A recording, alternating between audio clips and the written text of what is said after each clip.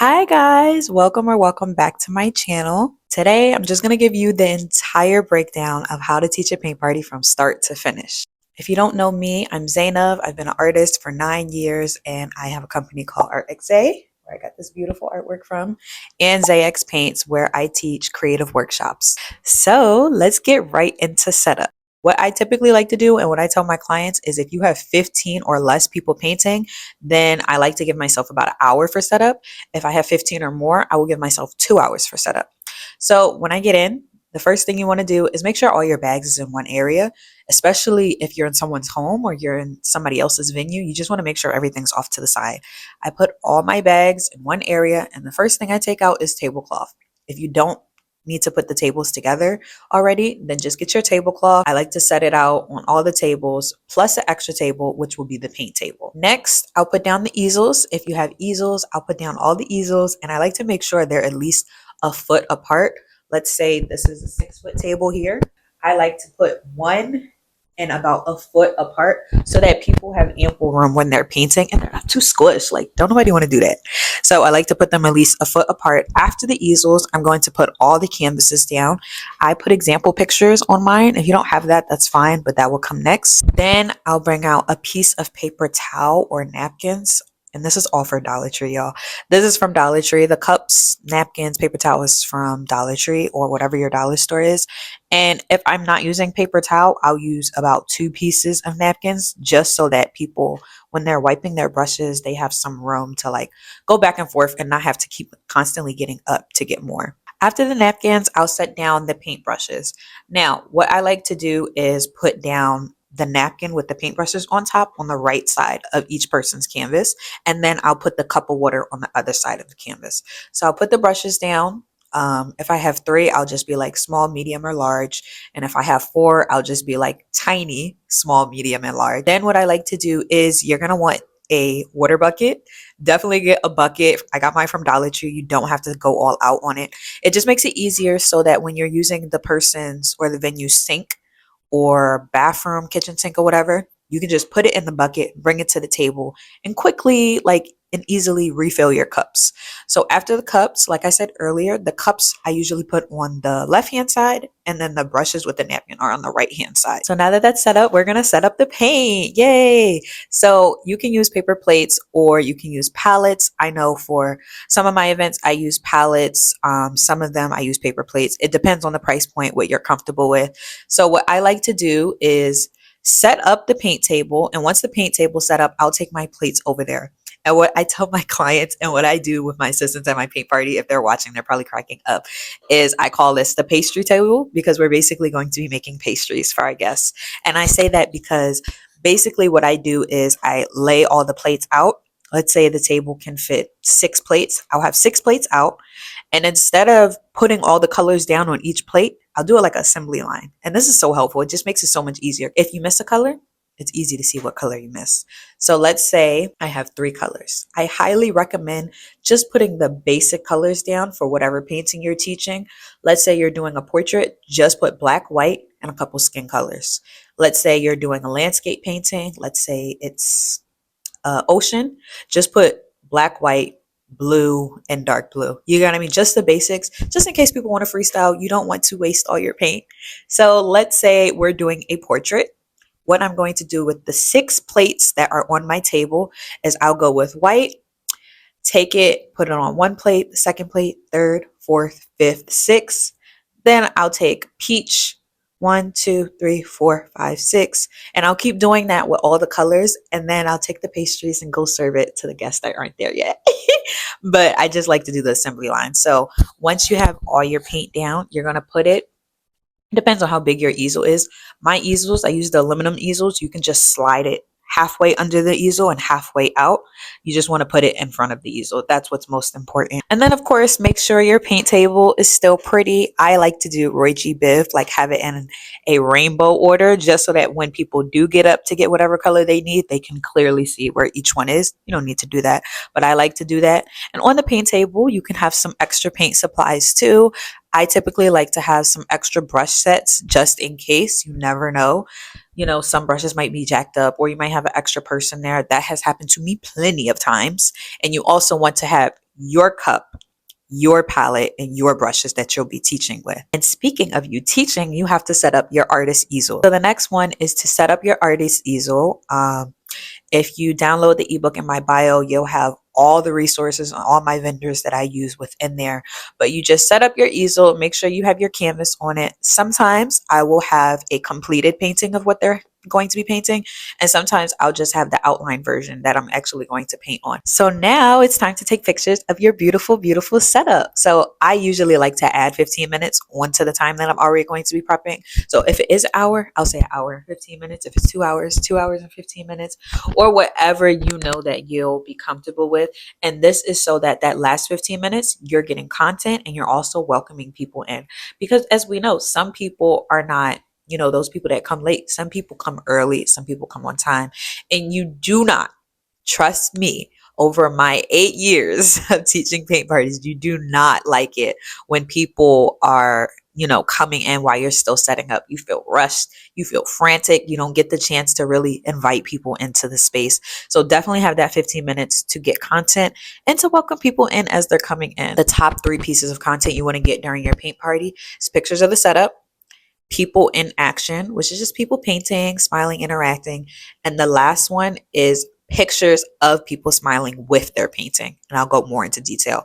But with pictures of your setup, you just want to get pictures of the setup, the easels, the canvases. And this is just to, when you post it, show people the potential of what booking an event with you looks like, because it's going to be beautiful, right? We want to show them. And it can be very frantic and very chaotic sometimes, trying to get content at the same time while you're teaching and trying to give people a good experience. I always tell this to my assistants and my clients: your setup sets the tone. If it feels chaotic and messy, then that's what people feel when they're coming in. If you look chaotic and messy when people are coming in, that's what they feel. You want them to feel calm, you want them to feel excited, you want them to feel welcome. So as people are coming in, you definitely want to make them feel welcome and just be like, hi, have you ever painted before? Have you ever been to a paint and sip? Have you ever been to a workshop? No? Well, I'm so glad to have you here. And obviously, if you're a hyper person, which is me, you could be like, hi, I'm so glad you're here. Oh my gosh, we're going to have so much fun today. If you're calm and that's the mood that you want to give off, you can just be like, welcome. I'm so glad to be painting with you today. We're going to have an amazing experience. You can have a seat here. We're going to be starting in about 15 minutes, and I can't wait to create with you. It's completely up to you. Your music also matters. If you're at a public space and you don't have control of the aux or the music, then you don't have to worry about this. But if you do, feel free to go to Spotify, look up a playlist that's most appropriate, or what I like to do. And if you get your ebook below, you'll have all the prompts for this. Sometimes I'll go to ChatGPT. I'll give details on the audience, the group of people that will be painting, the theme, the aesthetic. And I'll say, can you help me create a playlist with 20 songs on this that I can put together? And it'll help me with that. But I also do like being a little DJ. So I'll put stuff together myself. But the music does matter. It is a workshop, it's a paint party, it's an experience. You just want to make sure that people feel all elements of it. Now it is time for the actual paint party. We set everything up. Now it's time to teach. I like to give anywhere from a 5 to 10 minute grace period. Sometimes I'll do 15 minutes if it's for a private event, because I'm still leaving on time. And just make sure you communicate that with them.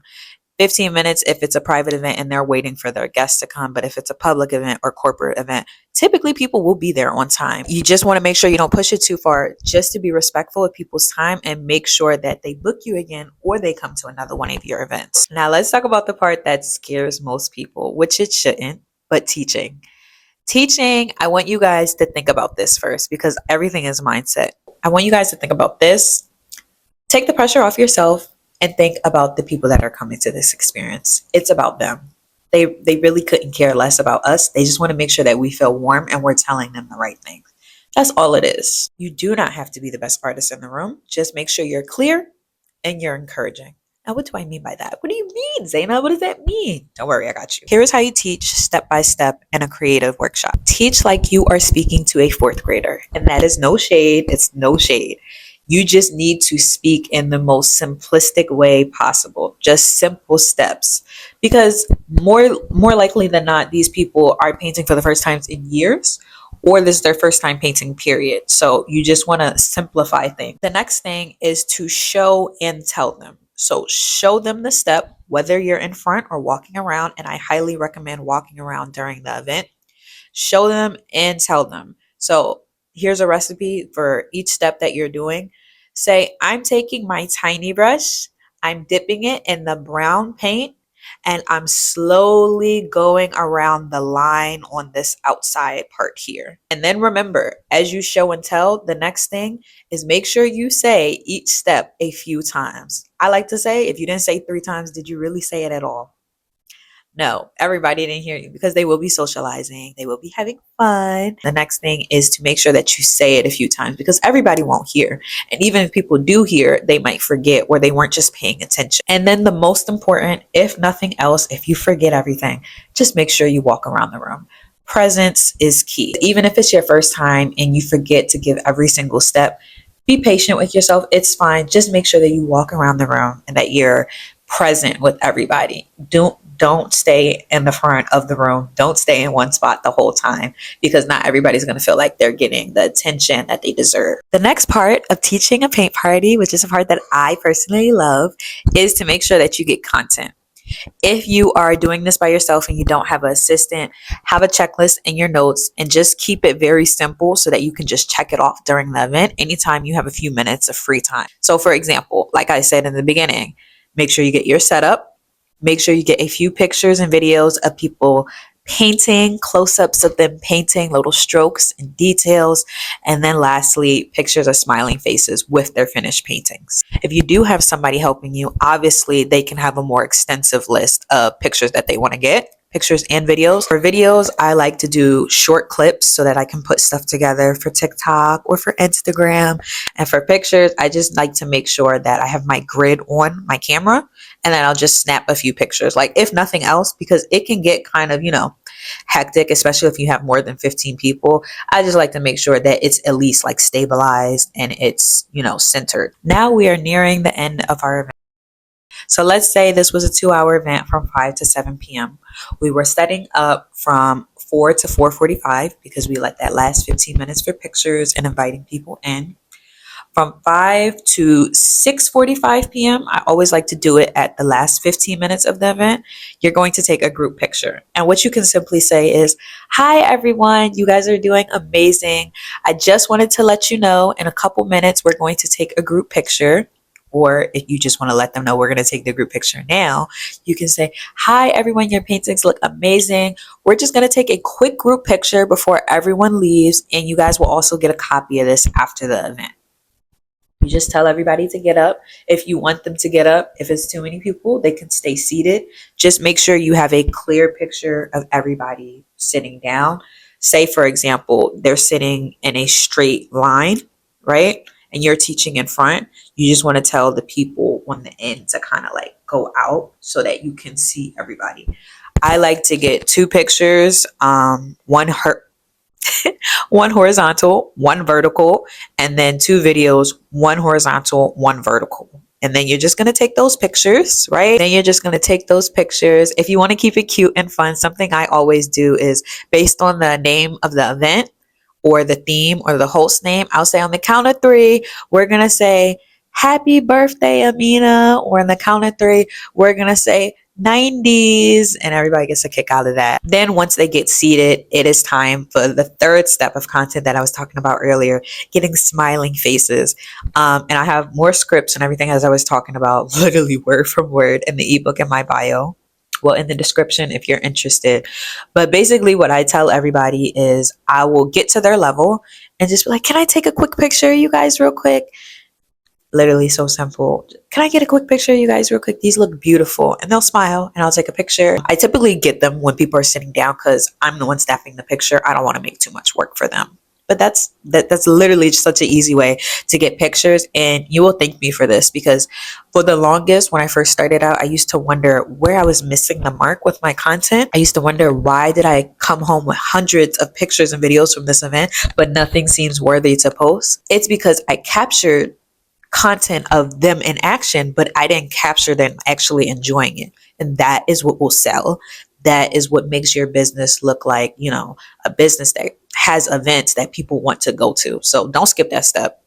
Do not skip pictures of setup. Don't skip pictures and videos of people in action. Do not skip the last part of the event, asking people, can I get a picture of you real quick? Can I get a picture of you guys? These look beautiful, because those smiling pictures will help you so much. Promise you, I will not lie to you. Once you have that, you're going to start cleaning up. After the group picture is typically when I start cleaning up. You can make an announcement and say, thank you guys so much for coming. If you have any upcoming events, promote this now. It's your event. You're the instructor. Take up space. You know what I mean? Oh, you can follow us on Instagram. Please tag us. And we had a pleasure painting with you. Since we're at the end of the event, I'm just going to clean up some things around you, but feel free to get your signature on there and get your last touches in. And I'll just clean up, like going around them. The people that are finished, take their stuff, dump the cups in the water bucket, clean up everything, take the napkins, easel, and everything. And what I like about the disposable, like plastic tablecloths, is once I take the easels out and I get the brushes out the way, I could just roll up all the trash and put it in the trash. After the event, if you have time, the night of, I do the next morning. I will send the group picture to everybody, their email, and I'll say, thank you so much for coming. Please follow us on Instagram, TikTok, Facebook, wherever you are, and just say, can't wait to paint for you. Can't wait to paint with you again. Something cute to let them know. Just make sure you don't wait too long. And that's pretty much it. That is how I host a workshop, a paint party from beginning to end. I hope this helped you, and I hope that this method really gets you excited and, prepared to do your first event. If it does, please come back and let me know. I didn't do this for nothing. I really want to help y'all. I really hope y'all events they A1, you get what I mean? So just let me know, and I can't wait to see you in the next video. If you like the ebook or you like one-on-one coaching, just visit the description in my bio. Bye.